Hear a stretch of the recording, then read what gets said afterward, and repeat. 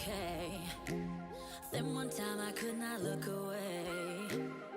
My mama, she told me so, and I chose to let you go. Now I do admit my mind has changed. Once a year the trees lose all their green, right about when we lost our routine. Our love is so powerful, I shouldn't look back, I know that's the way to bring you back to me. I see your eyes, blue eyes, they're shining bright. I can get you out of my head, my head. Our love disappeared, million miles from here, and left us stuck in the middle. I want it to feel like you're here tonight. I'm fooling all my senses, my senses. Tell me what went wrong, now we dance alone. And don't you feel just a little like the way I do? Like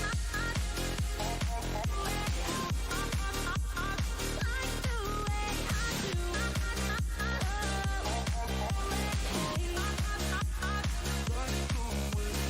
Memories are just tickets away. I'm still in love with every word you say. Maybe it is obvious, maybe it's notorious, yet I won't believe that things have changed. I see your eyes, blue eyes, they're shining bright. I can get you out of my head, my head.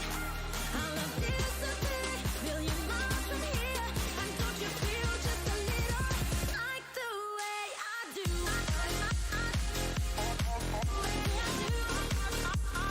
Like the way I do. Like I do. Like I do. I see your eyes, blue eyes, they're shining bright. I can get you out of my head, my head. Our love disappeared, million miles from here, and left us stuck in the middle. I want it to feel like you're here tonight. I'm fooling all my senses, my senses. Tell me what went wrong, now we dance alone. And don't you feel just a little like the way I do? Like the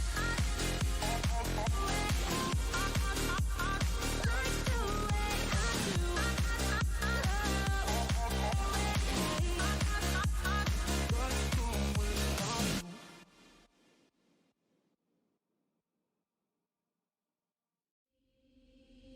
57 times I said okay. Then one time I could not look away.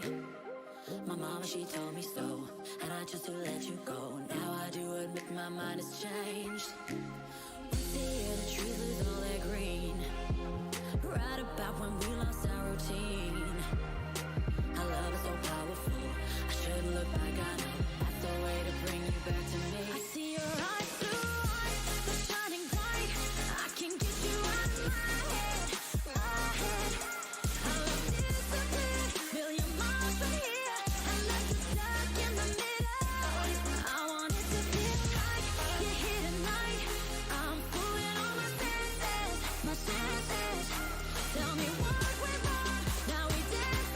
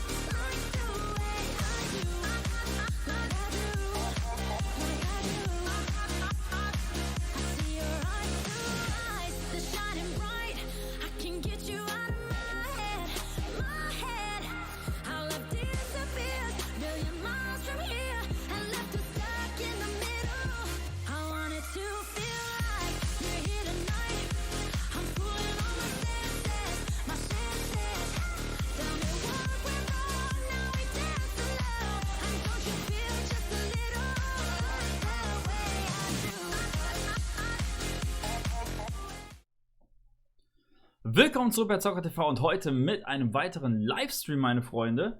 Und ich habe gesehen, ihr seid schon richtig krass am Start, Leute. Richtig geil. Ich werde mal ganz kurz gucken. Okay, der Chat funktioniert. Sehr nice. So, seid ihr auch alle gespannt, Leute? Ich bin richtig gespannt. Bin echt mega gehypt auf die PlayStation 5. Ich hoffe ja insgeheim, dass GTA 6 mit der PlayStation 5 kommt. Ich weiß, das wird wahrscheinlich nicht direkt zum Release sein.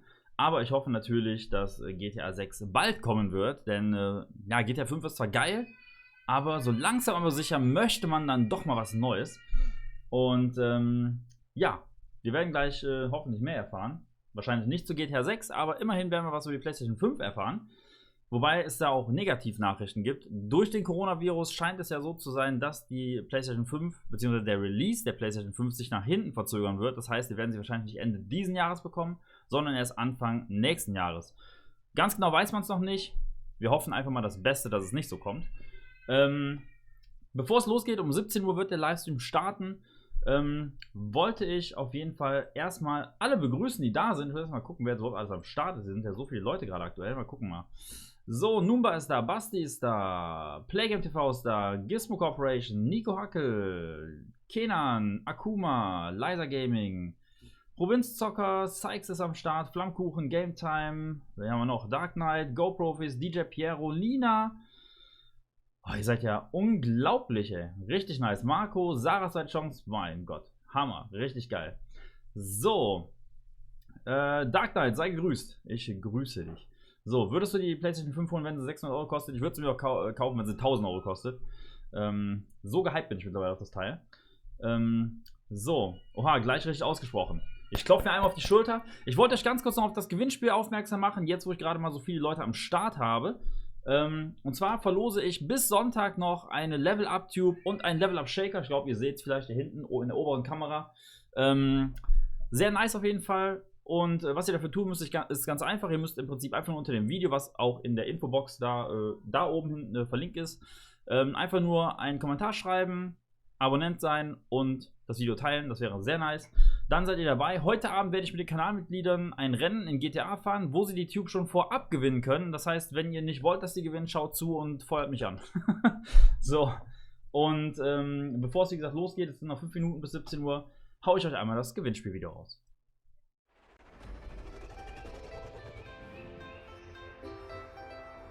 Willkommen zurück bei Zocker TV und heute mit einem weiteren Video, meine Freunde. Und ich wollte mich erstmal für den mega krassen Support in letzter Zeit bedanken. Das ist echt der Wahnsinn, wie aktiv ihr alle seid. Dazu erstmal ein ganz großes Dankeschön. Und wie könnte man besser Danke sagen als mit einem Gewinnspiel? Also Freunde, ich verlose passend zum Release des neuen Geschmacks Sour Gummy Worms eine Level-Up-Tube inklusive Shaker eurer Wahl aus dem gesamten Level-Up-Sortiment. Ist das geil oder ist das geil? Also, was ihr dafür tun müsst, ist ganz simpel. Und zwar solltet ihr erstens Abonnent dieses Kanals sein, zweitens das Video teilen, Facebook oder Insta oder was ihr so habt, keine Ahnung. Drittens dem Video ein Like geben, wovon ich erstmal sowieso ausgehe. Und viertens einen Kommentar schreiben, warum gerade ihr die Tube und den Shaker gewinnen wollt. Verseht den Kommentar bitte mit dem Hashtag LevelUp, da ich unter Kommentaren mit diesem Hashtag auslosen werde. Doppelte Kommentare sind nicht erlaubt und werden gelöscht. Allerdings gibt es eine Besonderheit. Und zwar habe ich in letzter Zeit einige Kanalmitglieder dazu gewonnen, weshalb Leute mit einer Mitgliedschaft auf meinem Kanal bevorzugt werden. Also Leute, noch ist Zeit, Mitglied zu werden. Und zwar werden die Kanalmitglieder in einem GTA-Rennen, wie ihr es auch gerade hier im Hintergrund seht, gegen mich antreten. Das Ganze findet auf der PS4 statt. Wenn ein Mitglied mich besiegt, geht die Tube und der Shaker an den Sieger. Aber sollte ich das Rennen für mich entscheiden, dann wird der Gewinn ganz normal unter allen Teilnehmern verlost. Das Rennen für die Kanalmitglieder findet am 18.03.2020 um 20 Uhr im Livestream statt. Geht dort kein Sieger hervor, läuft das Gewinnspiel bis zum 22.03.2020. Um 20 Uhr werde ich den Gewinner dann im Livestream auslosen. Den Gewinner werde ich dann per Kommentar benachrichtigen und dieser meldet sich dann bitte bei mir unter der nun eingeblendeten E-Mail-Adresse, um alles weitere wie Kontaktdaten, Geschmackssorte und so weiter zu besprechen.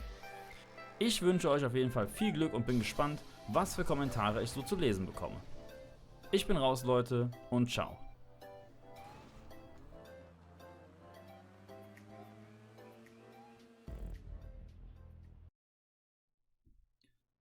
So, jetzt habt ihr alle Infos, die ihr braucht und ich hoffe, dass natürlich noch einige von euch mitmachen werden. Und ja, so, wir werden jetzt mal auf jeden Fall gucken, wann der Stream hier startet. So, guck mal eben auf der Seite, ob der Stream schon läuft. Ne, es dauert noch 2 Minuten anscheinend. Die nehmen es aber sehr genau. Ich aktualisiere mal kurz hier. Ne, dauert noch 2 Minuten. Dann geht's los. Na gut, dann warten wir noch ein bisschen. So, was ist da los? Über 30 Viewer. Ich heiße euch auf jeden Fall alle herzlich willkommen. Es ist echt nice, dass so viele am Start sind. Richtig geil. So, ich habe mir hier schon Erdnüsse hingestellt, was zu trinken. Ich werde mich mal schön zurücklehnen und gucken, was da so erzählt wird. So, wie viel denkst du, werden die Spiele kosten? Ich vermute mal, dass die Spiele auch um den Dreh kosten wie jetzt, so 60, 70 Euro. Ich denke mal, da sind wir schon ganz gut aufgestellt. Auf welcher Seite gibt es den Stream? Auf Sonys Seite. Es gibt auf, Moment, ich kann jetzt sagen, wo der Link ist. Ich kann euch den Link auch posten, wenn ihr da gucken wollt. Und zwar, oh, wie heißt denn der Kanal jetzt? Ich glaube, der heißt auch einfach nur PlayStation, ne? Genau, der ganz normale PlayStation-Kanal. Dort wird der Stream jetzt gleich starten. 60 Sekunden geht's los. Ich bin gespannt, Leute. Ich bin echt gespannt. Es sind ja schon viele Sachen aufgetaucht, viele Bilder und alles.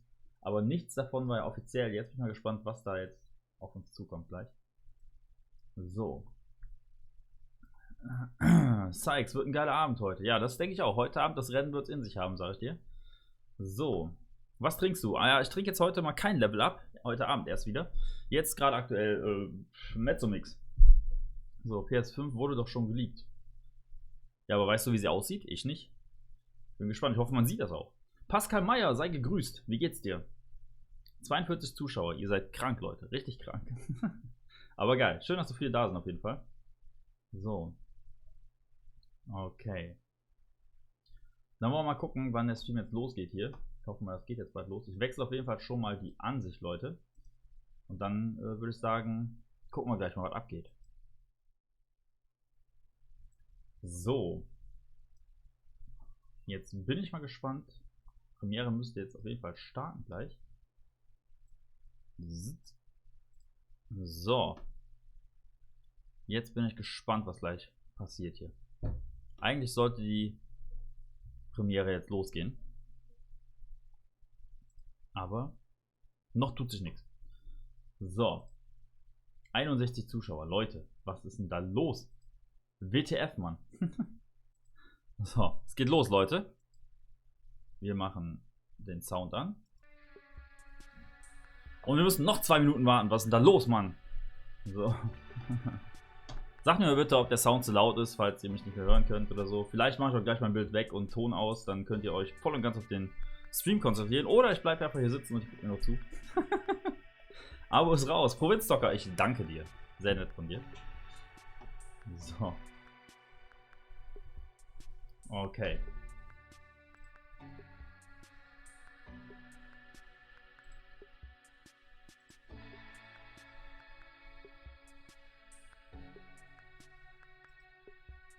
Sound ein bisschen leiser, kein Ding. Ich weiß ja nicht, wie laut gleich der Sound im Stream ist. Da müssen wir vielleicht noch mal nachpegeln. Ich habe ihn jetzt ein bisschen runtergeregelt. Wenn der Sound gleich zu laut ist oder zu leise ist, dann sagt ihr einfach Bescheid, dann pegel ich das ein bisschen höher. So.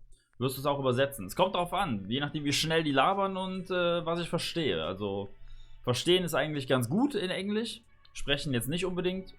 Aber wenn die jetzt nicht zu schnell labern oder so, kann ich es auch übersetzen zur Not. So.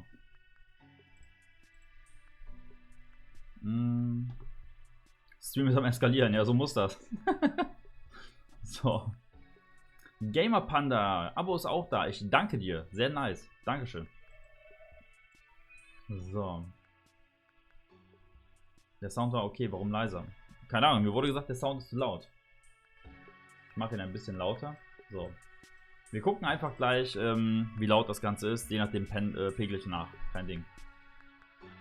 So, ich nutze die letzten 10 Sekunden nochmal. Wenn ihr den Stream teilen wollt oder mich supporten wollt, dann lasst mir einen Daumen nach oben da. Ich freue mich auf jeden Fall über jede Art von Support. So. Okay, Leute, los geht's. Hi. Unfortunately, we had to cancel the talk that we had planned for GDC.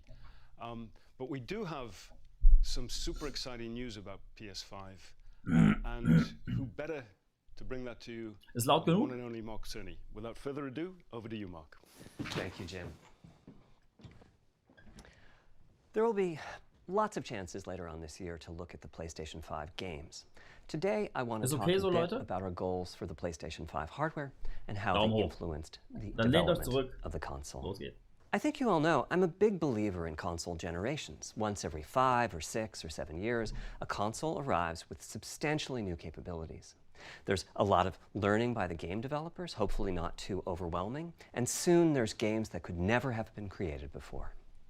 Now, it used to be that as a console designer, you'd somehow intuit what would be the best set of capabilities for the new console, and then build it in complete secrecy.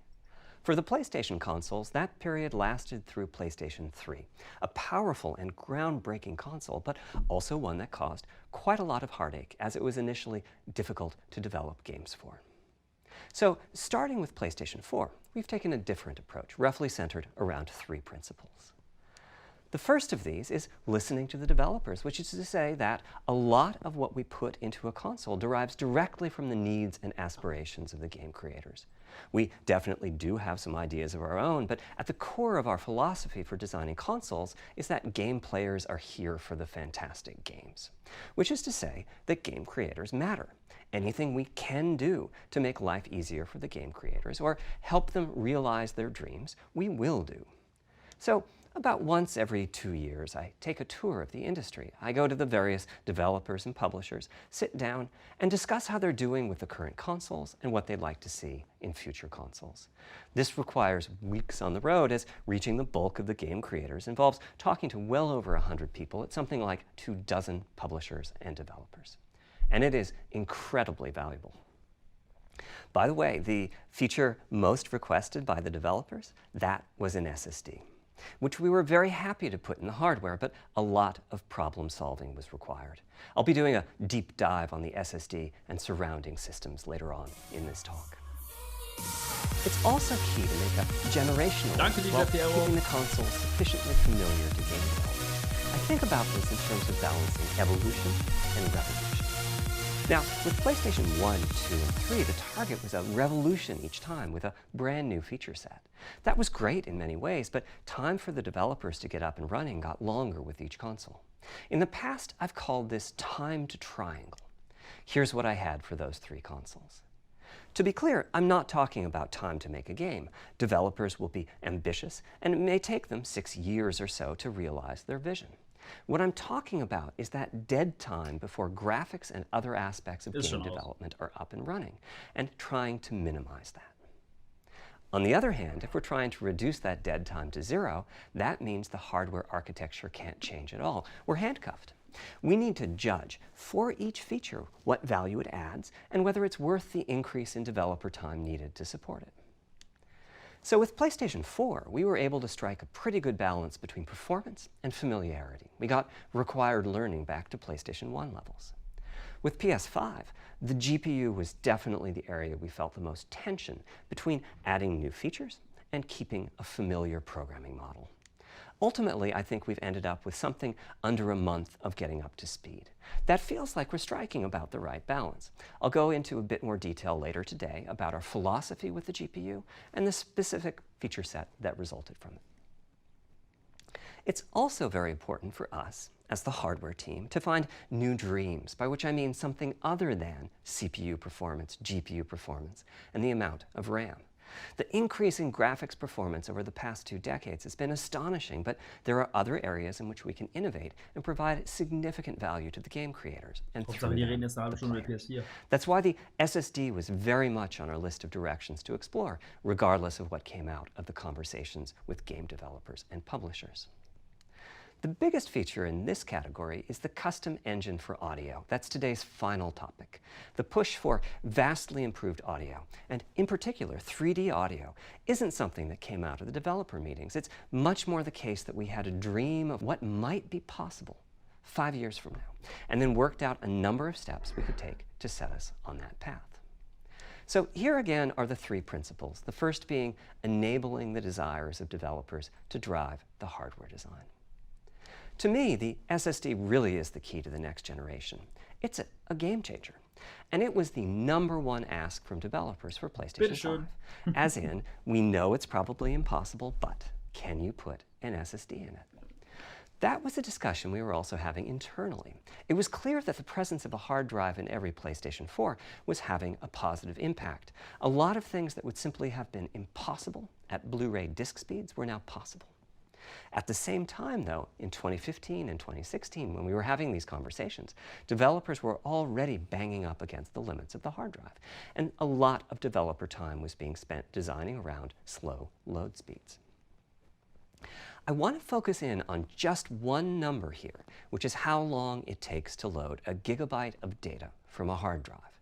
The difficulty being that hard drives are neither particularly fast nor flexible. If all your data is in one block, which is frankly not very likely, you can load 50 to 100 megabytes a second, depending on where the data is located on the hard drive. Let's assume it's on the outer edge, which means loading a gigabyte takes 10 seconds. If you compress your game packages, you can fit more data on the Blu-ray disc and also effectively boost your hard drive read speed by the compression ratio. We support zlib decompression on PlayStation 4 that gets you something like 50% more data on the disk and 50% higher effective read speed. Unfortunately, though, it's highly likely that your data is scattered around in various files on the hard drive, as well as sourced from multiple locations within those files. So lots of seeks are needed at 2 to 50-ish milliseconds each. My rule of thumb is that the hard drive is spending 2/3 of its time seeking and only 1/3 of its time actually loading data. Putting all of that together, a gigabyte is very roughly 20 seconds to load from a hard drive. Now, a gigabyte is not much data. Games are using 5 or 6 gigabytes of RAM on PlayStation 4, so boot times and load times can get pretty grim. Or to put that differently, as a player, you wait for the game to boot, wait for the game to load, wait for the level to reload every time you die, and you wait for what is euphemistically called fast travel. And all of that leads to the dream. What if we could have not just an SSD, but a blindingly fast SSD? If we could load 5 gigabytes a second from it, what would change? Now, SSDs are completely different from hard drives. They don't have seeks as such. If you have a 5 gigabyte a second SSD, you can read data from 1,000 different locations in that second, pretty much at speed. As for time to load a gigabyte, this is next gen we're talking about, so memory is bigger. Instead, we should be asking how long to load 2 gigabytes. And the answer is about 1/4 of a second. I mean, that's amazing. We're talking 2 orders of magnitude, meaning very roughly 100 times faster. Which means at 5 gigabytes a second for the SSD, the potential is that the game boots in a second. There are no load screens. The game just fades down while loading a half dozen gigabytes and fades back up again. Same for a reload. You're immediately back in the action after you die. And fast travel becomes so fast it's blink and you miss it. As game creators, we go from trying to distract the player from how long fast travel is taking, like those Spider-Man subway rides, to being so blindingly fast that we might even have to slow that transition down. Pretty cool, right? But for me, this is not the primary reason to change from a hard drive to an SSD. The primary reason for an ultra-fast SSD is that it gives the game designer freedom. Or to put that differently, with a hard drive, the 20 seconds that it takes to load a gigabyte can sabotage the game that the developer is trying to create. I think almost all of us in the room have experienced this, maybe in different ways. Say we're making an adventure game and we have 2 rich environments where we each want enough textures and models to fill memory, which you can do as long as you have a long staircase or elevator ride or a windy corridor where you can ditch the old assets and then take 30 seconds or so to load the new assets.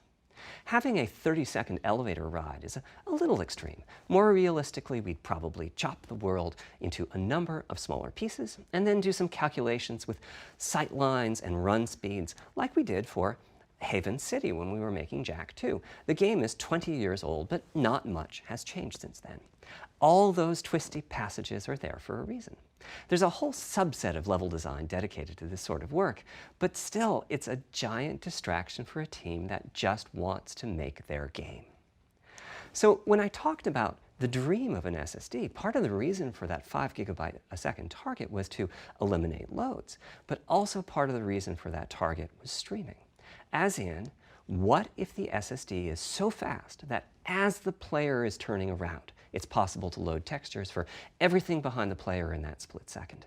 If you figure that it takes half a second to turn, that's 4 GB of compressed data you can load. That sounds about right for next gen.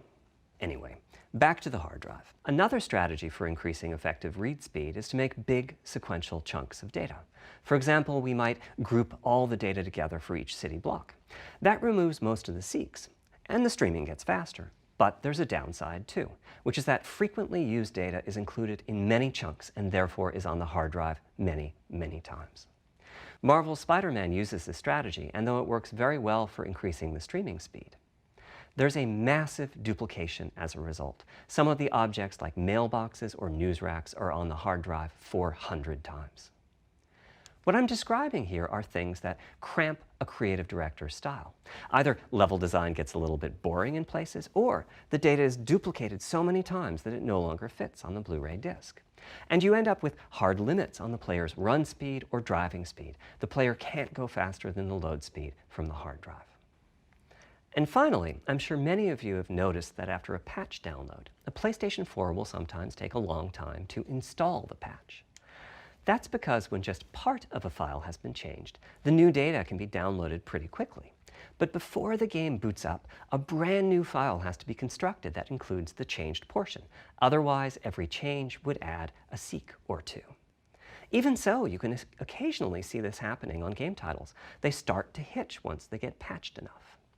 With an SSD, though, no seeks, so no need to make brand new files with the changes incorporated into them, which means no installs as you know them today. There's yet one more benefit, which is that system memory can be used much more efficiently. On PlayStation 4, game data on the hard drive feels very distant and difficult to use. By the time you realize you need a piece of data, it's much too late to go out and load it. So system memory has to contain all of the data that could be used in the next 30 seconds or so of gameplay.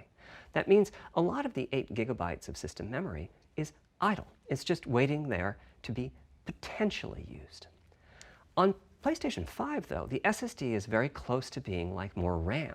Typically, it's fast enough that when you realize you need a piece of data, you can just load it from the SSD and use it. There's no need to have lots of data parked in system memory waiting to potentially be used. A different way of saying that is that most of RAM is working on the game's behalf. This is one of the reasons that 16 GB of GDDR6 feels right for PlayStation 5. The presence of the SSD reduces the need for a massive intergenerational increase in size. So back to the dream of the SSD. Here's the set of targets. Boot the game in a second, no load screens, design freedom, meaning no twisty passages or long corridors, more game on the disk and more game on the SSD, and finally, those patch installs go away.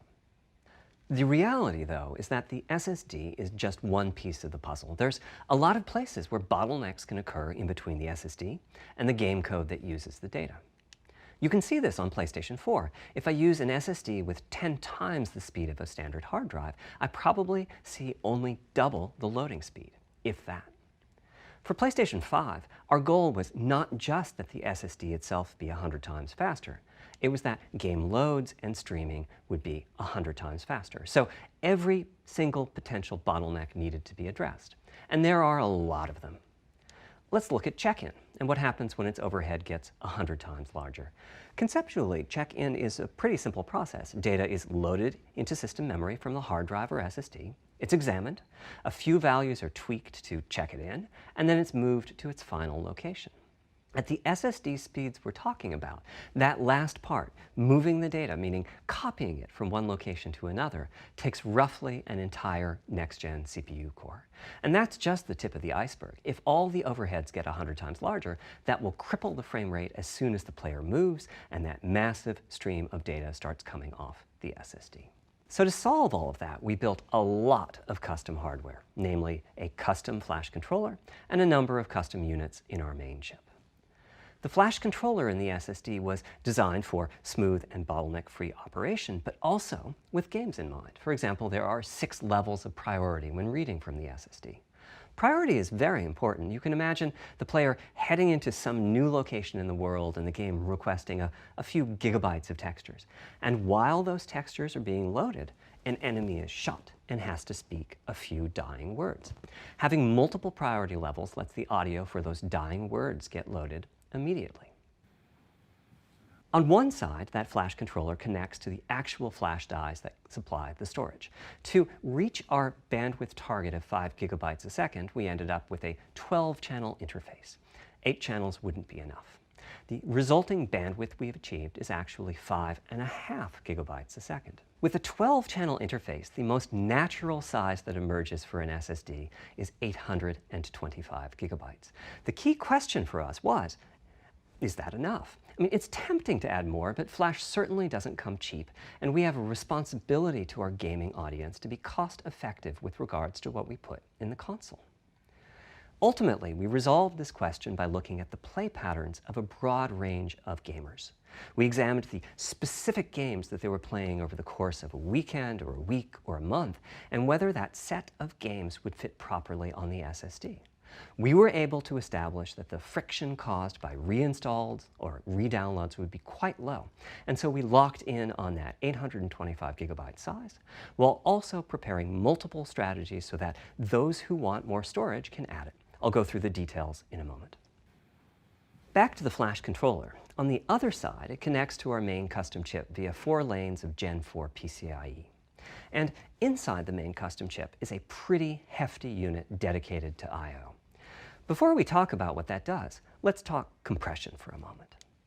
PlayStation 4 used zlib as its compression format. We decided to use it again on PlayStation 5, but on my 2017 tour of developers, I learned about a new format called Kraken from Rad Game Tools. It's like zlib's smarter cousin. Simple, similar types of algorithms, but about 10% better compression, which is pretty big. That means 10% more game on the UHD Blu-ray disc or on the SSD. Kraken had only been out for a year, but it was already becoming a de facto industry standard. Half of the teams I talked to were either using it or getting ready to evaluate it. So we hustled and built a custom decompressor into the I/O unit, one capable of handling over 5 gigabytes of Kraken format input data a second. After decompression, that typically becomes 8 or 9 gigabytes, but the unit itself is capable of outputting as much as 22 gigabytes a second if the data happen to compress particularly well. By the way, in terms of performance, that custom decompressor equates to 9 of our Zen 2 cores. That's what it would take to decompress the Kraken stream with a conventional CPU. There's a lot more in the custom I/O unit, including a dedicated DMA controller. The game can direct exactly where it wants to send the data coming off of the SSD. This equates to another Zen 2 core or 2 in terms of its copy performance. Its primary purpose is to remove check-in as a bottleneck. There's 2 dedicated I/O coprocessors and a large RAM pool. These aren't Zen 2 cores. They're there principally to direct the variety of custom hardware around them. One of the coprocessors is dedicated to SSD I/O.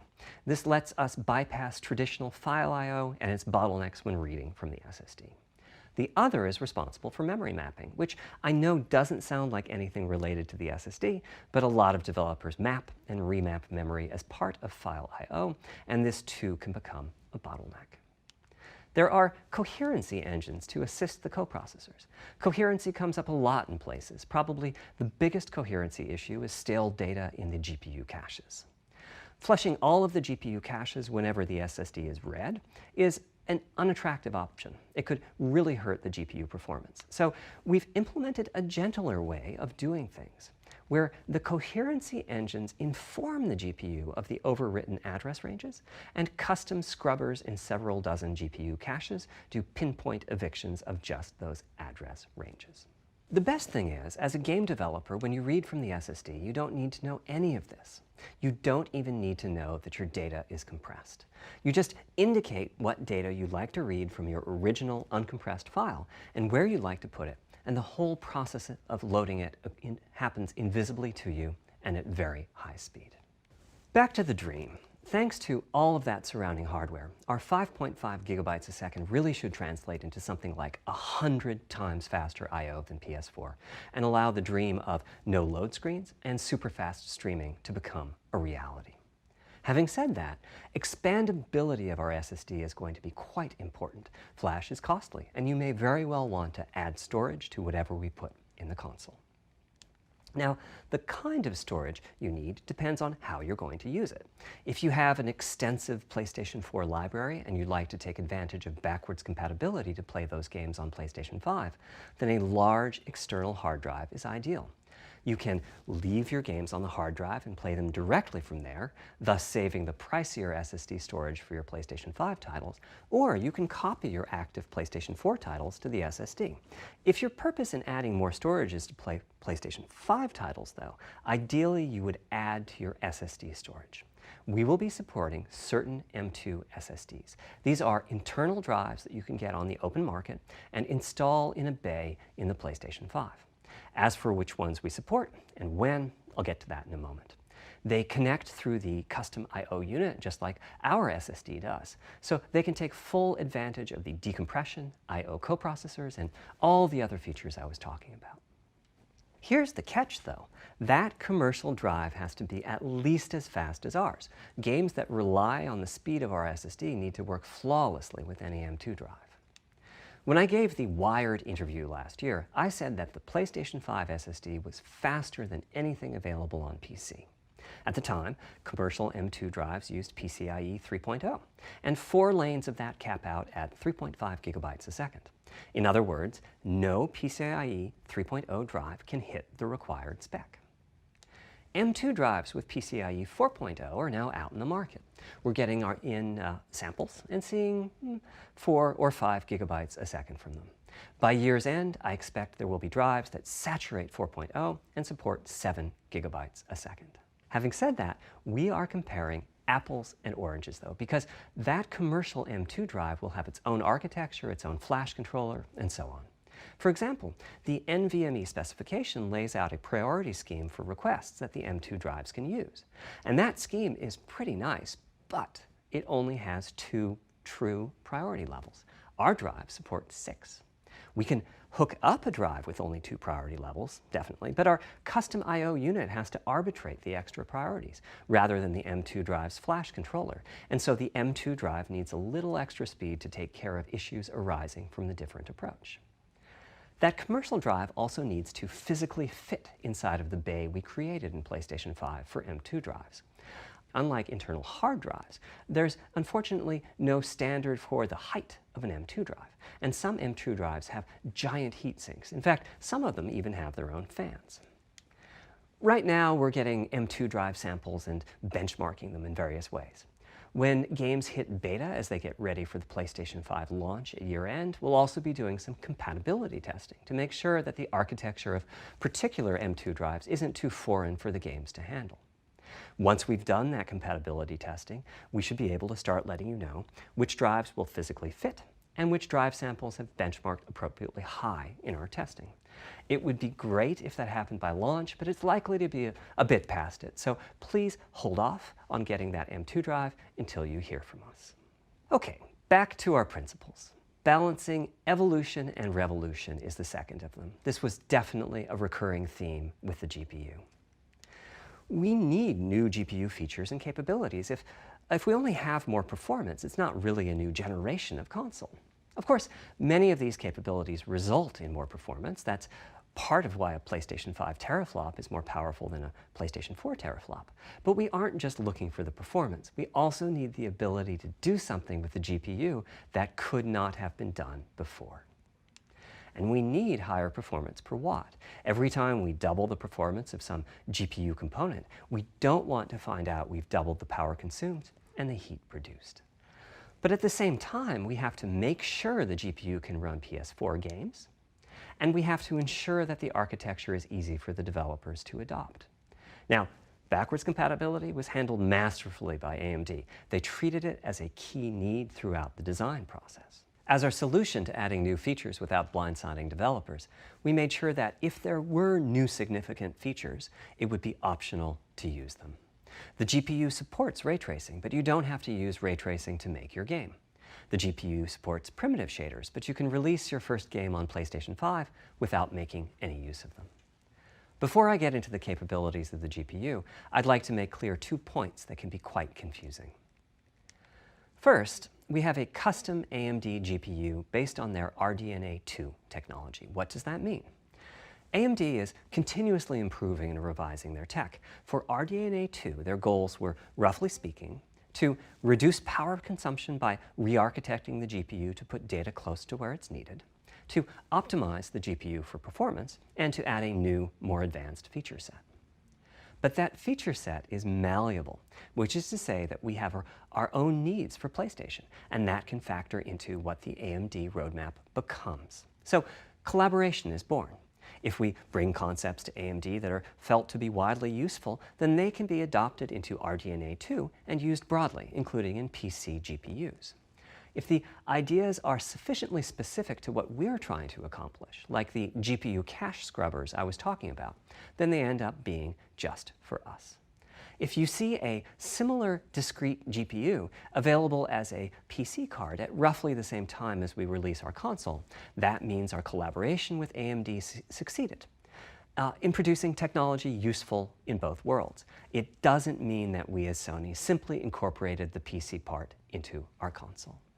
This continuous improvement in AMD technology means it's dangerous to rely on teraflops as an absolute indicator of performance, and CU count should be avoided as well. In the case of CPUs, we all understand this. The PlayStation 4 and PlayStation 5 each have 8 CPUs, but we never think that meant the capabilities and performance are equal. It's the same for CUs. For one thing, they've been getting much larger over time. Adding new features means adding lots of transistors. In fact, the transistor count for a PlayStation 5 CU is 62% larger than the transistor count for a PlayStation 4 CU. Second, the PlayStation 5 GPU is backwards compatible with PlayStation 4. What does that mean? One way you can achieve backwards compatibility is to put the previous console's chipset in the new console, like we did with some PlayStation 3s, but that's of course extremely expensive. A better way is to incorporate any differences in the previous console's logic into the new console's custom chips, meaning that even as the technology evolves, the logic and feature set that PlayStation 4 and PlayStation 4 Pro titles rely on is still available in backwards compatibility modes. One advantage of this strategy is that once backwards compatibility is in the console, it's in. It's not as if a cost down will remove backwards compatibility like it did on PlayStation 3. Achieving this unification of functionality took years of efforts by AMD, as any roadmap advancement creates a potential divergence in logic. Running PS4 and PS4 titles at boosted frequencies has also added complexity. The boost is truly massive this time around, and some game code just can't handle it. Testing has to be done on a title-by-title basis. Results are excellent, though. We recently took a look at the top 100 PlayStation 4 titles as ranked by playtime, and we're expecting almost all of them to be playable at launch on PlayStation 5. With regards to new features, as I said, our strategy was to try to break new ground, but at the same time not to require use of the new GPU capabilities. For more than a decade, GPUs have imposed a restriction on game engines. Software handles vertex processing, but for the most part, dedicated hardware is responsible for the triangles and other geometry that the vertices form. That means it's not possible to do even basic optimizations, such as aborting processing of a vertex if all geometry that uses it is off-screen. PlayStation 5 has a new unit called the Geometry Engine, which brings handling of triangles and other primitives under full programmatic control. As a game developer, you're free to ignore its existence and use the PlayStation 5 GPU as if it were no more capable than the PS4 GPU, or you can use this new intelligence in various ways. Simple usage could be performance optimization, such as removing backfaced or off-screen vertices and triangles. More complex usage involves something called primitive shaders, which allow the game to synthesize geometry on the fly as it's being rendered. It's a brand new capability. Using primitive shaders on PlayStation 5 will allow for a broad variety of techniques, including smoothly varying level of detail, addition of procedural detail to close-up objects, and improvements to particle effects and other visual special effects. Another major new feature of our custom RDNA 2-based GPU is ray tracing, using the same strategy as AMD's upcoming PC GPUs. The CUs contain a new specialized unit called the intersection engine, which can calculate the intersection of rays with boxes and triangles. To use the intersection engine, first you build what is called an acceleration structure. It's data in RAM that contains all of your geometry. There's a specific set of formats you can use. They're variations on the same BVH concept. Then, in your shader program, you use a new instruction that asks the intersection engine to check a ray against the BVH. While the intersection engine is processing the requested ray triangle or ray box intersections, the shaders are free to do other work. Having said that, the ray tracing instruction is pretty memory intensive, so it's a good mix with logic-heavy code. There's of course no need to use ray tracing. PS4 graphics engines will run just fine on PlayStation 5, but it presents an opportunity for those interested. I'm thinking it'll take less than 1 million rays a second to have a big impact on audio. That should be enough for audio occlusion and some reverb calculations. With a bit more of the GPU invested in ray tracing, it should be possible to do some very nice global illumination. Having said that, adding ray-traced shadows and reflections to a traditional graphics engine could easily take hundreds of millions of rays a second, and full ray tracing could take billions. How far can we go? I'm starting to get quite bullish. I've already seen a PlayStation 5 title that's successfully using ray tracing-based reflections in complex animated scenes with only modest costs. Another set of issues for the GPU involved size and frequency. How big do we make the GPU, and what frequency do we run it at? This is a balancing act. The chip has a cost, and there's a cost for whatever we use to supply that chip with power and to cool it. In general, I like running the GPU at higher frequency. Let me show you why. Here's 2 possible configurations for a GPU roughly of the level of the PlayStation 4 Pro. This is a thought experiment. Don't take these configurations too seriously. If you just calculate teraflops, you get the same number. But actually, the performance is noticeably different because teraflops is defined as the computational capability of the vector ALU. That's just one part of the GPU. There are a lot of other units. And those other units all run faster when the GPU frequency is higher. At 33% higher frequency, rasterization goes 33% faster. Processing the command buffer goes that much faster. The L2 and other caches have that much higher bandwidth, and so on. About the only downside is that system memory is 33% further away in terms of cycles. But the large number of benefits more than counterbalance that. As a friend of mine says, a rising tide lifts all boats. Also, it's easier to fully use 36 CUs in parallel than it is to fully use 48 CUs. When triangles are small, it's much harder to fill all those CUs with useful work. So there's a lot to be said for faster, assuming you can handle the resulting power and heat issues, which frankly, we haven't always done the best job at. Part of the reason for that is, historically, our process for setting CPU and GPU frequencies has relied on some heavy-duty guesswork with regards to how much electrical power games will consume and how much heat will be produced as a result inside of the console. Power consumption varies a lot from game to game. When I play God of War on my PS4 Pro, I know the power consumption is high just by the fan noise. But power isn't simply about engine quality. It's about the minutiae of what's being displayed and how. It's counterintuitive, but processing dense geometry typically consumes less power than processing simple geometry, which is, I suspect, why Horizon's map screen, with its low triangle count, makes my PS4 Pro heat up so much. Our process on previous consoles has been to try to guess what the maximum power consumption during the entire console lifetime might be, which is to say, the worst-case scene in the worst-case game, and prepare a cooling solution that we think will be quiet at that power level. If we get it right, fan noise is minimal. If we get it wrong, the console will be quite loud for the higher power games, and there's even a chance that it might overheat and shut down if we misestimate power too badly. PlayStation 5 is especially challenging because the CPU supports 256-bit native instructions that consume a lot of power. These are great here and there, but presumably only minimally used. Or are they? If we plan for major 256-bit instruction usage, we need to set the CPU clock substantially lower or noticeably increase the size of the power supply and fan. So, after much discussion, we decided to go with a very different direction on PlayStation 5. We built a GPU with 36 CUs. Mind you, RDNA 2 CUs are large. Each has 62% more transistors than the CUs we were using on PlayStation 4.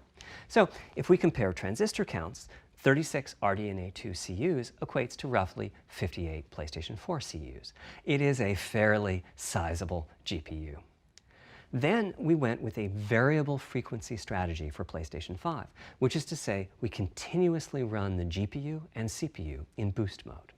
We supply a generous amount of electrical power and then increase the frequency of GPU and CPU until they reach the capabilities of the system's cooling solution. It's a completely different paradigm. Rather than running at constant frequency and letting power vary based on the workload, we run at essentially constant power and let the frequency vary based on the workload. We then tackled the engineering challenge of a cost-effective and high-performance cooling solution designed for that specific power level. In some ways, it becomes a simpler problem because there are no more unknowns. There's no need to guess what power consumption the worst-case game might have. As for the details of the cooling solution, we're saving them for our teardown. I think you'll be quite happy with what the engineering team came up with. So, how fast can we run the GPU and CPU with this strategy? The simplest approach would be to look at the actual temperature of the silicon die and throttle the frequency on that basis. But that won't work. It fails to create a consistent PlayStation 5 experience. It wouldn't do to run a console slower simply because it was in a hot room. So rather than look at the actual temperature of the silicon die, we look at the activities that the GPU and CPU are performing and set the frequencies on that basis, which makes everything deterministic and repeatable. While we're at it, we also use AMD's Smart Shift technology and send any unused power from the CPU to the GPU so it can squeeze out a few more pixels. The benefits of this strategy are quite large. Running a GPU at 2 GHz was looking like an unreachable target with the old fixed frequency strategy. With this new paradigm, we're able to run way over that. In fact, we have to cap the GPU frequency at 2.23 GHz so that we can guarantee that the on-chip logic operates properly. 36 CUs at 2.23 GHz is 10.3 teraflops, and we expect the GPU to spend most of its time at or close to that frequency and performance. Similarly, running the CPU at 3 GHz was causing headaches with the old strategy. But now we can run it as high as 3.5 GHz. In fact, it spends most of its time at that frequency. That doesn't mean all games will be running at 2.23 GHz and 3.5 GHz. When that worst-case game arrives, it will run at a lower clock speed, but not too much lower. To reduce power by 10%, it only takes a couple of percent reduction in frequency, so I'd expect any downclocking to be pretty minor. All things considered, the change to a variable frequency approach will show significant gains for PlayStation gamers. The final of our 3 principles was about finding new dreams. It's important for us on the hardware team to find new ways to expand or deepen gaming, and that's what led us to a focus on 3D audio. As players, we experience the game through the visuals, through audio, and through the feedback we receive from the controller, such as rumble or haptics. Personally, I feel a game is just dead without audio. Visuals are, of course, important, but the impact of audio is huge as well. At the same time, the audio team on a game project has to do a lot with a little. For example, on PlayStation 4, there's fierce competition for the Jaguar CPU cores. Audio typically ends up getting just a fraction of a core. That's not much of a computational resource, particularly when you consider that the visuals run at 30 or 60 frames a second, but audio processing needs to happen at almost 200 times a second. So, it's been tough going making forward progress on audio with PlayStation 4, particularly when PlayStation 3 was such a beast when it came to audio. The SPUs in Cell were almost a perfect device for audio rendering. Simple pipelined algorithms could really take advantage of asynchronous DMA and frequently reached 100% utilization of the floating point unit. There's unfortunately nothing comparable on PlayStation 4. Probably the most dramatic progress in the PlayStation 4 generation has been with virtual reality. The PSVR hardware has its own audio unit. It supports about 50 pretty decent 3D sound sources. And this provided a hint as to where we could go with audio, as well as some valuable experience. Not to oversimplify, but here were our goals for audio on PlayStation 5. The first goal was great audio for everyone, not just VR users or soundbar owners or headphone users. That meant audio had to be part of the console. It couldn't be a peripheral. The second goal was to support hundreds of sound sources. We didn't want developers to have to pick and choose what sounds would get 3D effects and which wouldn't. We wanted every sound in the game to have dimensionality. And finally, we wanted to really take on the challenges of presence and locality. Now, when we say presence, we mean the feeling that you're actually there. You've entered the matrix. It's not, of course, something we thought we could perfectly achieve, but the idea was that if we stopped using just a rain sound and instead used lots of 3D audio sources for raindrops hitting the ground at all sorts of locations around you, then at some point your brain would take a leap and you'd begin to have this feeling of real presence inside the virtual world of the game. This has the capacity to affect your appreciation of the game, just like music in a game does. The concept of locality is simpler. It's just your sense of where the audio is coming from, to the right of you, behind you, above you. This can immerse you further in the game, and it can also directly enhance the gameplay. To use Dead Space as an example, I know, old school, you're fighting enemies in fairly dark, spooky locations. Back in the day, if you played the game using the TV speakers, you could tell that there was one last enemy growling and hunting you down, but it was difficult to tell quite where that enemy was. With headphones, you could tell that the enemy was somewhere on the right, which let you deduce, if you couldn't see it, that it must be somewhere behind and to your right. But with 3D audio with good locality, the idea is you know the enemy is precisely there, and you turn and you take it out. So, how do we know where a sound is coming from in the first place? Well, all those bumps and folds in the ear have a meaning, evolutionarily speaking. Based on what direction the sound is coming from, sound waves bounce around inside the ear, there's some constructive and destructive interference, and the result is a change in volume. The phase of the sound also shifts, depending on what path the sound wave took to reach the ear canal. These volume changes and phase shifts are different for each direction and also vary depending on the frequency of the sound. Head size and head shape also impact the sound in a similar fashion. The way that the sound changes, based on direction and frequency, can be encoded in a table called the Head-Related Transfer Function, or HRTF. Here's part of one. The vertical axis is the frequency. The horizontal axis is the direction, front, back, left, right, and the color gives the degree of attenuation of the sound at that frequency.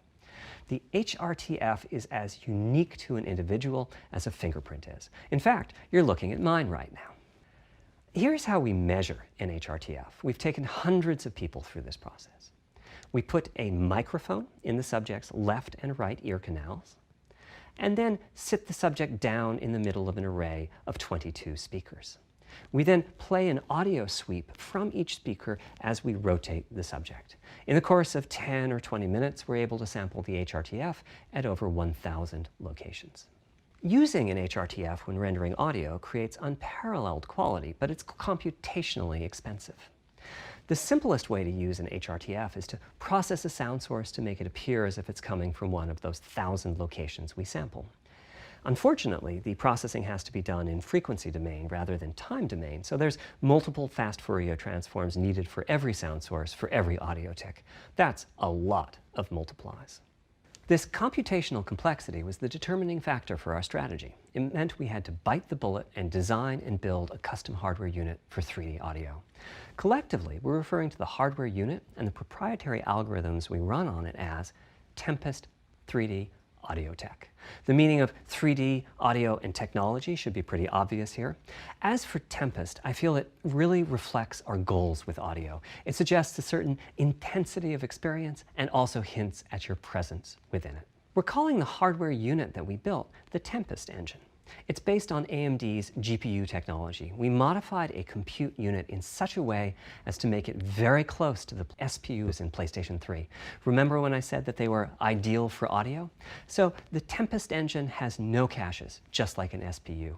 All data access is via DMA, just like an SPU. Our target was that it would have more power than a CPU, thanks to the parallelism that a GPU can achieve, and that it would be more efficient than our GPU, thanks to the SPU-like architecture. The goal being to make possible near 100% utilization of the CU's vector units. Where we ended up is a unit with roughly the same SIMD power and bandwidth as all 8 Jaguar cores in the PlayStation 4 combined. If we were to use the same algorithms as PSVR, that's enough for something like 5,000 sound sources. But of course, we want to use more complex algorithms, and we don't need anything like that number of sounds. It would have been wonderful if a simpler strategy, such as using Dolby Atmos peripherals, could have achieved our goals, but we wanted 3D audio for all, not just those with licensed soundbars or the like. Also, we wanted many hundreds of sound sources, not just the 32 that Atmos supports. And finally, we wanted to be able to throw an overwhelming amount of processing power at the problem, and it wasn't clear what any peripheral might have inside of it. In fact, with the Tempest engine, we've even got enough power that we can allocate some to the games, to the extent that games want to make use of convolution reverb and other algorithms that are either computationally expensive or need high bandwidth. But the primary purpose of the Tempest engine remains 3D audio. Now, 3D audio is a major academic research topic. It's safe to say that no one in the world has all of the answers. And the set of algorithms that has to be invented, tuned, or implemented to realize our vision for 3D audio is immense. For example, use of HRTFs in games is quite complex. Before, I talked about making a sound source appear as if it's coming from one of those 1,000 HRTF sample locations. But for high-quality 3D game audio, we have to handle other possibilities. The sound source might not be at one of the 1,000 HRTF sample locations, so we have to blend the HRTF data from the closest locations that we have sampled. The sound source might be moving, which needs very special handling as that blend keeps changing, and that can cause phase artifacts in the resulting audio. Or the sound source might have a size to it, meaning it should feel as if it's coming from an area rather than a single point. There's also whole categories of approaches to be handled. 3D audio can be implemented using individual processing of 3D sound sources. But alternatively, ambisonics can be used for 3D audio. Ambisonics being somewhat like the spherical harmonics used in computer graphics. And finally, there's audio devices. The player might be using headphones or TV speakers, or have a higher-end surround sound setup with 6 or more speakers, all of which need different approaches. That's a lot of variations. It's nice to have the computational resources of the Tempest engine, but it's clear that achieving our ultimate goals with 3D audio is going to be a multi-year, step-by-step process. Having said that, headphone audio implementation is largely complete at this time. It was a natural place for us to start. With headphones, we control exactly what each ear hears, and therefore the algorithmic development and implementation are more straightforward. For TV speakers and stereo speakers, we're in the process of implementing virtual surround sound. The idea being that if you're sitting in a sweet spot in front of the TV, then the sound can be made to feel as if it's coming from any direction, even behind you. Virtual surround sound has a lot in common with 3D audio on headphones, but it's more complex because the left ear can hear the right speaker and vice versa. We have a basic implementation of virtual surround sound up and running. We're now looking at increasing the size of that sweet spot, which is to say, making the area you need to be in to feel the 3D effect larger, and we're also working to boost the sense of locality. Headphone audio is the current gold standard for 3D audio on PlayStation 5, but we're going to see what we can do to bring virtual surround sound to a similar level, after which we'll start in on setups with more speakers, such as 6-channel surround sound. It's now to the point where some of the PlayStation 5 games in development are extensively using these systems. One of the game demos allows you to toggle between conventional PlayStation 4 style stereo audio and our new 3D audio. I listened with just an ordinary pair of over-the-ear headphones and wow, I could feel a difference. 3D audio has that dimensional feel to it. Conventional stereo audio feels smashed flat by comparison.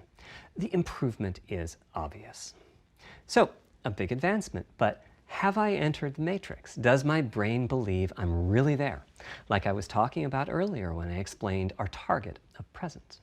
Well, the answer is no, but you've probably caught on to what's missing here, namely whose HRTF was being used. It wasn't mine, it was the default HRTF. The audio team analyzed the hundreds that they measured and chose the one they felt was the closest fit to the total game-playing audience. This shows a piece of the default HRTF on the left and my HRTF on the right. You can see that the general features are much the same, but the details are quite different. With the default HRTF, as I said, the 3D audio sounds pretty great. When I use my HRTF, though, the audio reaches a higher level of realism, which is to say that when using headphones and my HRTF, I occasionally get fooled and even think a sound is coming from the real world when it's actually coming from the game. A corollary to this is that there are a few people whose HRTFs are sufficiently far from the default HRTF, that's the red dot here, that they can toggle between PS4 style and PS5 style audio and not sense much difference. I've had a few people describe the PlayStation 5's 3D audio as sounding like a bit better stereo audio. Presumably they're the ones at the very edges of this diagram. Which means what HRTF you're using is key. I'd like everyone to be able to experience what I'm experiencing, but obviously it's not possible to measure the HRTF of every PlayStation user. That means HRTF selection and synthesis are going to be big topics going forward as the Tempest technology matures. At PlayStation 5 launch, we'll be offering a choice of 5 HRTFs. There's a simple test where you pick the one that gives you the best locality. That's just the first step, though. This is an open-ended research topic. Maybe you'll be sending us a photo of your ear and we'll choose a neural network to pick the closest HRTF in our library. Maybe you'll be sending us a video of your ears and your head and we'll make a 3D model of them and synthesize the HRTF. Maybe you'll play an audio game to tune your HRTF. We'll be subtly changing it as you play and home in on the HRTF that gives you the highest score, meaning that it matches you the best. This is a journey we'll all be taking together over the next few years. Ultimately, we're committing to enabling everyone to experience that next level of realism. Hopefully, I've been able to illustrate a bit about our design and decision-making process today and why PlayStation 5 has the feature set that it does. Now comes the fun part. We get to see how the development community takes advantage of that feature set. I'm hoping for the completely unexpected. Will it come from audio, ray tracing, the capabilities of the SSD, or something else? I guess we'll find out soon enough. Thank you for your time today.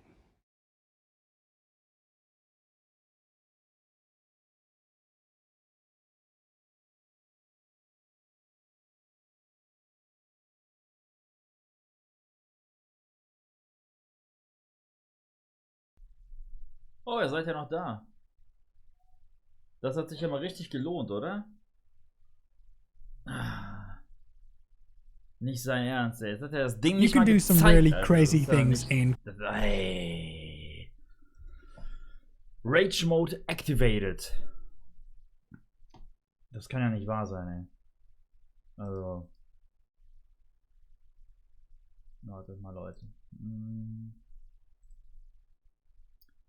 Was ist denn da los?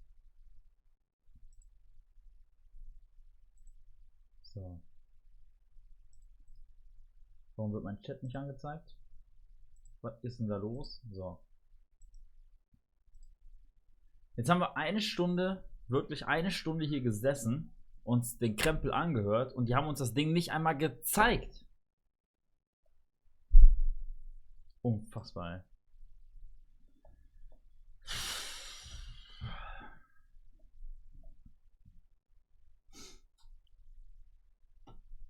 Ah, ja. Hast kein Bild, was du reinstreamen kannst? Klar kann ich euch ein Bild zeigen, aber das ist nicht die offizielle PS5. Ja, ist schon klar, dass es nicht gesagt wurde, dass die jetzt heute offiziell direkt gezeigt wird und so, aber weißt du, man erwartet halt echt viel, wenn man hört, so die PlayStation 5 wird vorgestellt oder so. Man hat schon ein bisschen mehr erwartet. Ich habe auch eigentlich gehofft, dass man den Controller mal ein bisschen näher beschreibt. Jetzt vielleicht nicht so nah wie die PlayStation 5 jetzt gerade, das hat gereicht. Aber zumindest mal ein bisschen was über den Controller hätte ich gerne erfahren. Aber das ist echt traurig jetzt. Jetzt ist echt. Das ist echt mies, ey. Ich hatte mir echt ein bisschen mehr erhofft. Auch ein bisschen mehr zu sehen. Diese ganzen Diagramme und so, die haben mich eigentlich gar nicht interessiert. Der hätte mir das Ding auch in 10 Minuten erklären können. Das war jetzt. Bitte dennoch eine Mini-Zusammenfassung. Ja, das muss ich mir erstmal alles nochmal geben und alles übersetzen, weil ich habe auch nicht alles verstanden. Aber ja, wenn ihr Bock habt, dann mache ich euch eine Zusammenfassung auf Deutsch in den nächsten Tagen als Video. In kurz dann. Also es wird dann keine eine Stunde, also nicht eine Stunde dauern dann das Video. So, habt zwar alles verstanden, aber wäre jeder, was? Da wäre jeder gewesen, wenn darunter eine Übersetzung gestanden hätte. Für alle. Ja, wäre natürlich geil gewesen. Ich musste die ganze Zeit dem Typen zuhören und er labert dann nur über das viel Gerede oder großer. Ja, ist echt schade. Ich hätte echt gerne auch was gesehen. Wie gesagt, der Controller hat mich interessiert, weil ich spiele auch nicht mit dem originalen PlayStation Controller. Ich spiele ja mit dem Naked Revolution. Und ja, ich hätte gehofft, dass man was vom Controller sieht. Ehrlich, ohne Witz. Der Controller hat mich fast sogar mehr interessiert als die Konsole. Aber, ja gut. Mein Stream explodiert. Ach, hält also an Grenzen. Aber erstmal nochmal ein herzliches Dankeschön an alle, die da sind. Richtig geil auf jeden Fall, dass so viele Leute hier sind. Was, aber coole Kameraaufstellung. Ja, ich habe gedacht, ich rüste mal ein bisschen auf. Ne? Ich habe noch eine dritte Kamera demnächst in Aussicht und da müssen wir mal gucken, wo wir die noch hinpacken. So. Ich mach gleich was kaputt. So. Naja, wie gesagt, ich werde mir den Stream auf jeden Fall im Nachhinein nochmal angucken. Ein bisschen vorspulen natürlich. Und wenn ihr Bock habt, wie gesagt, mache ich euch daraus eine Zusammenfassung. Keine Ahnung, 10 Minuten oder so. Wo ich dann so ein bisschen das Ganze mal auf Deutsch erzähle. Und auch nicht so detailliert, ne? Also das habe ich jetzt auch nicht erwartet, dass es wirklich nur so zähflüssig erklärt wird und dann noch so detailliert. Also das hätte man sich echt ein bisschen schenken können.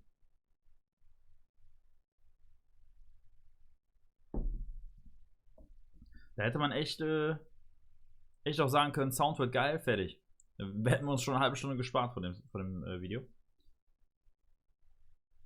Schade, echt.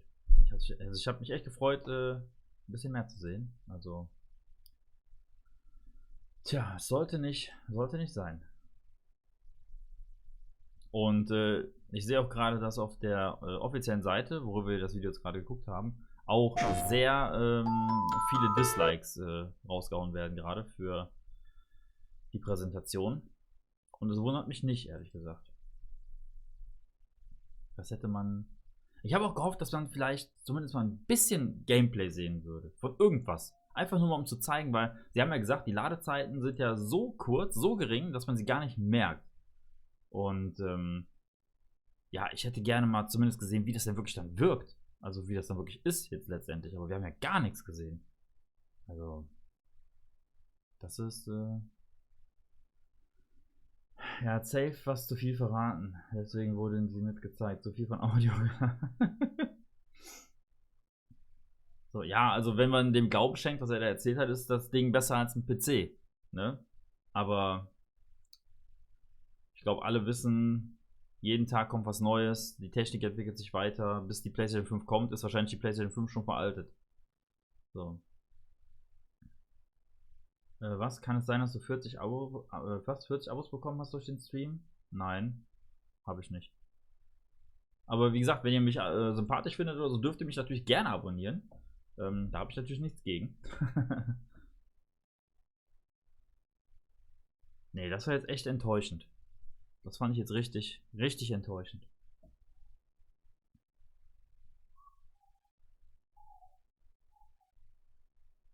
Naja. Was will man machen? Jetzt müssen wir abwarten, was vielleicht ja, in der nächsten Zeit noch so passiert. Naja. Mal schauen.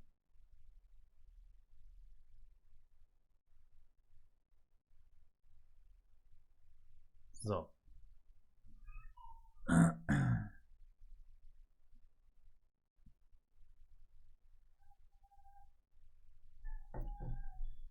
So, okay. Man kann sich unterhalten. Jo. Das ist wohl wahr. Ich hätte gern was zum haptischen Feedback der Controller gewusst. Die neue Xbox-Serie wäre im Moment zum jetzigen Zeitpunkt auf Gaming PC Standard. Ja.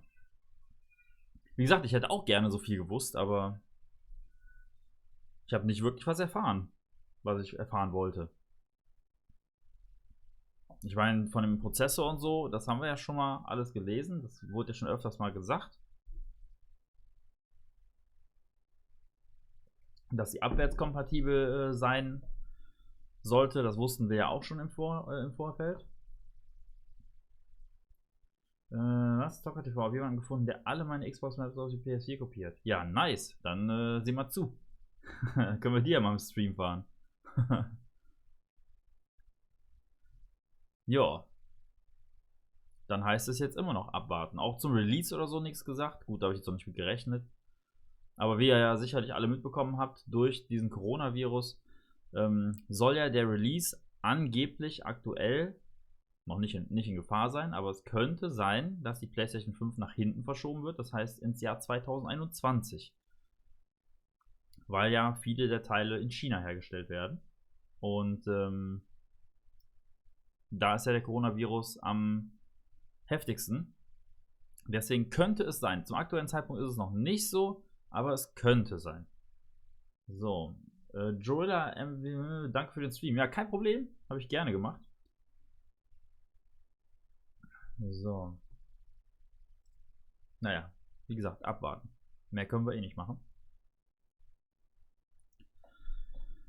Naja, so. Dann werde ich mich jetzt mal so langsam auf den Stream in 2 Stunden vorbereiten. In 2 Stunden streame ich erneut, Leute. Da streame ich dann GTA. Da wird es dann mit den Kanalmitgliedern um eine Level-Up-Tube gehen. Und einen Shaker natürlich. Ansonsten könnt ihr auch bei dem Gewinnspiel mitmachen. Den Link dazu, beziehungsweise das Video dazu, findet ihr da oben in der Ecke. Bis Sonntag könnt ihr noch mitmachen. Dann werde ich den Gewinner auslosen. So, Chris, gib doch zu. Du hast die nur. Zeig doch mal. Ja, ich habe mir einen Bauplan zurecht gemalt und werde die gleich bauen, die PlayStation 5, und dann zeige ich sie euch. Da wir ja mittlerweile so viel technisches Verständnis haben für die PlayStation 5, können wir die ja selber entwickeln. Geht vielleicht schneller.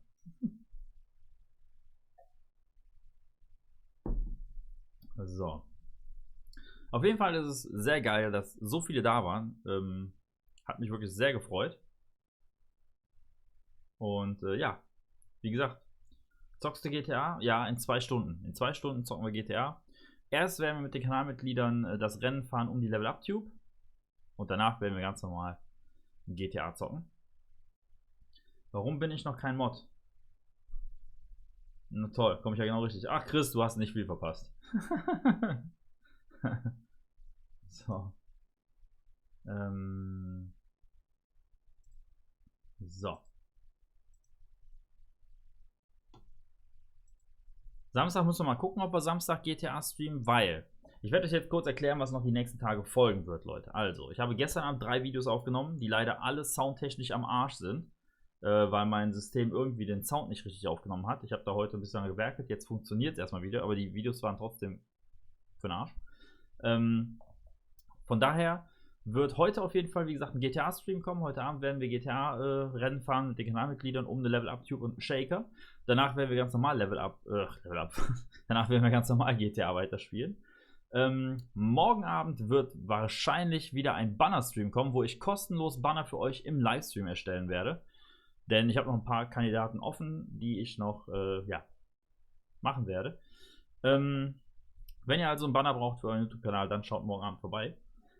Am Samstag kann es sein, dass wir GTA spielen? Ja, ich sage extra, kann sein, denn Resident Evil 3 ist in den Startlöchern und wir können wann ist es? Ab morgen. Ab morgen können wir Resident Evil 3 spielen. Weil ich jetzt den Banner-Stream morgen Abend mache, werde ich natürlich morgen Abend nicht streamen, aber vielleicht am Freitag oder am Samstag.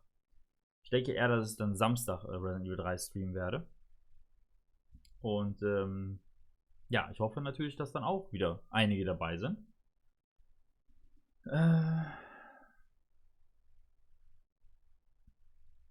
So. Kein Ding, Akrin, kein Ding. Ich bräuchte auch noch einen neuen Banner. Du brauchst erstmal eine neue Internetleitung. Jan, Mahlzeit, schön, dass du da bist. So. Teddy freut sich auch schon auf den Stream, sehr schön, ich auch. Ich bräuchte auch noch einen Banner. Ja, Akrin, wie gesagt, morgen im Stream vorbeischauen, dann können wir darüber sprechen. Ich glaube, ich habe auch nicht mehr so viele Leute. Es sind zwar ein paar Leute noch nachgezogen und ein paar Leute, die letztes Mal nicht im Stream waren. Ich habe noch, mal gucken, 8 Leute aktuell, da bist du aber schon dabei, die noch einen Banner haben wollen. Wie gesagt, und ich nehme nur die Leute dran, die auch wirklich morgen Abend im Livestream sind. Also wenn die Leute morgen nicht im Livestream sind, dann mache ich natürlich auch keinen Banner, weil ich dann nicht weiß, was ich machen soll. Ne? So, ich habe sogar noch ein paar Leute, die einen Banner brauchen oder haben wollen, die nicht im Stream sind morgen, die ich mir aber schon notiert habe. Und eventuell, ich weiß nicht, ob es funktioniert, eventuell werde ich demnächst mal mit Hamaro zusammen hier sitzen und im Stream was machen. Müssen wir mal gucken, ob es vielleicht hinaus. Mal gucken, wir schreiben da noch. Leise Gaming, ich habe schon einen tollen Banner von dir. Ja, Liebe geht raus. So. So, alle Ehrenmänner geben ein Like und ein Abo. Ja, das wäre natürlich sehr nice, wie gesagt. Ich freue mich über jedes Abo und jeden Like, den ich bekomme. Und ja, so, jetzt haben wir 10 nach 6. Ich bin schon in 2 Stunden, in knapp 2 Stunden wieder live. Deswegen werde ich jetzt die Zeit noch nutzen mit der Family.